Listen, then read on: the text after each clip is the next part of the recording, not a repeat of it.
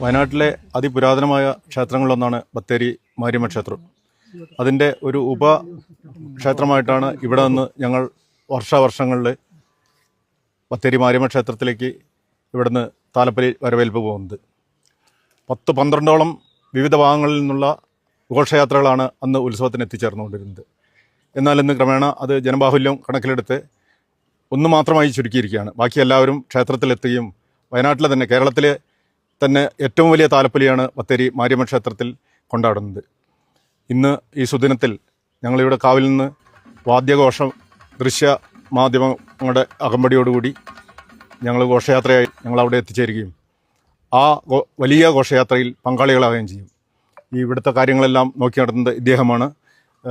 സകല മതജാതി വർണ്ണ വർഗ വ്യത്യാസമന്യേ എല്ലാവരും കൂടി സഹകരിച്ചുകൊണ്ടാണ് ഈ എഴുന്നള്ളത്ത് ഇവിടെ നിന്ന് പോകുന്നത്. ചരിത്രപ്രസിദ്ധമായ സുൽത്താൻ ബത്തേരി മാരിയമ്മ ക്ഷേത്രത്തെ മഹോത്സവത്തിനോടനുബന്ധിച്ച് വയനാട്ടിലെ ഏറ്റവും പ്രശസ്തമായ ഒരു ഉത്സവമാണ്. താലപ്പൊലിയാണ് മുഖ്യ ഇതുള്ളത്. അതിനോടനുബന്ധിച്ച് തന്നെ ഈ ചെറു എഴുന്നള്ളത്തുകൾ കുപ്പാടി, പിന്നെ കുളകപ്പാറ, കട്ടയാട്, പള്ളിക്കണ്ടി, കോളിയാടി, അങ്ങനെ വിവിധ പ്രദേശത്തു നിന്ന് കൈപ്പഞ്ചേരി എന്നിവരെ ഉള്ളതിൽ ഏകദേശം എല്ലാ ഭാഗത്തുള്ളതും ഇപ്പോൾ ക്ഷേത്രത്തിൽ കേന്ദ്രീകരിച്ച് പോകുന്നതിൽ ബത്തേരി ഇപ്പോൾ കൈപ്പഞ്ചേരി ഭാഗത്തുനിന്ന് ഈ ഗുളിയ ക്ഷേത്രത്തിൽ നിന്ന് വർഷങ്ങളായി നടക്കുന്ന എഴുന്നള്ളത്ത് അതിമനോഹരമായി ഗംഭീരമായി ഇവിടുന്ന് ഈ പ്രാവശ്യവും ഞങ്ങൾ കൊണ്ടുപോകുന്നുണ്ട്. കൈപ്പഞ്ചേരി കാവിൽ നിന്ന് മാരിയമ്മ ക്ഷേത്രത്തിലേക്ക് ഇവിടുന്ന് എഴുന്നള്ളത്ത് പോകുന്നുണ്ട്.